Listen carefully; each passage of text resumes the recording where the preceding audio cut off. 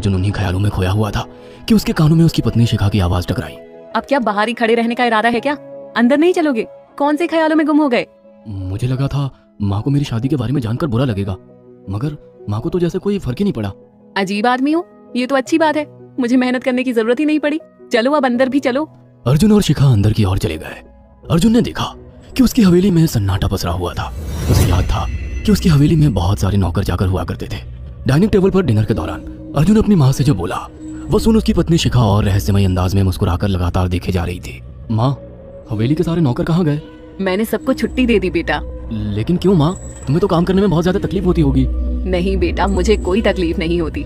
कुछ वक्त से मुझे सुकून और सन्नाटा अच्छा लगता है। अर्जुन इससे पहले अपनी माँ से कुछ कहता कि उसकी माँ ने उसे बोलने से रोक दिया। अर्जुन चुपचाप खाना खाने लगा। खाने के बाद अर्जुन और शिखा बेडरूम में चले गए। अर्जुन बेड पर सोच में लेटा हुआ था। अचानक शिखा को दरवाजे पर 2 लाल लाल आंखें दिखाई दिए। उसे ऐसा लगा जैसे कि कोई उसे देख रहा हो। क्या हुआ शिखा? अर्जुन, मुझे ऐसा लगा जैसे कोई हम दोनों को देख रहा हो। पागल हो गई हो क्या? हवेली में सन्नाटा पसरा हुआ है, एक भी नौकर चाकर नहीं है। तुम्हें वहम हुआ होगा। तुमने तो सारा मूड खराब कर दिया शिखा। अब सो जाओ।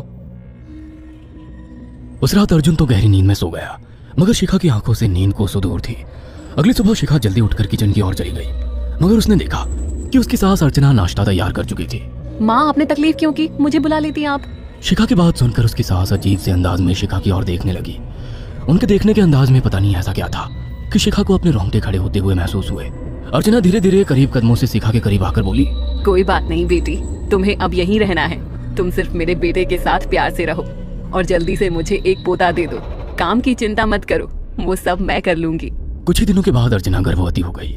उसे हवेली में रहते हुए 6 महीने से ज्यादा वक्त हो चुका था और इन 6 महीनों में उसने नोट किया कि जब से वो गर्भवती हुई है उसकी सास अचानक से आकर उसके पेट पर हाथ फेरने लगती और अजीब से अंदाज में उसके पेट को घूरने लगती। शिखा ने तंग आकर अर्जुन से कहा, अर्जुन, मुझे तुम्हारी माँ का बिहेवियर बड़ा अजीब लगता है। तुम्हारी माँ जब देखो मेरे पेट पर आकर हाथ फेरती रहती है। अरे माँ को अपने पोते के आने का बेसब्री से इंतजार है शिखा, इसमें अजीब लगने वाली क्या बात है?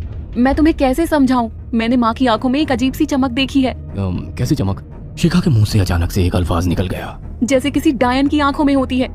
शिखा की बात सुनकर अर्जुन का गुस्सा 7वें आसमान पर पहुंच गया। वो गुस्से से चीखते हुए बोला, खबरदार शिखा, आगे एक शब्द मेरी माँ के खिलाफ मत निकालना, नहीं तो मुझसे बुरा कोई नहीं होगा। तुम्हें शर्म आनी चाहिए शिखा। जब से तुम यहाँ पर आई हो तब से मेरी माँ तुम्हारी कितनी चिंता करती है। वे तुम्हें समय से खुद नाश्ता बनाकर देती है, खाना देती है, यहाँ तक कि हवेली की साफ सफाई भी वो अकेली करती है। क्या बोलूं अब तुमसे, शर्म आती है मुझे तुम्हें अपनी पत्नी कहते हुए। इतना कहकर अर्जुन गुस्से से कमरे से निकल गया।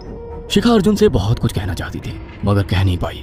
उसने महसूस किया था कि चाहे कितनी भी तेज आंधी और तूफान आए मगर हवेली के अंदर धूल की एक परत तक नहीं जमती थी और दिन ब दिन अर्चना के चेहरे की झुर्रियां कम होती जा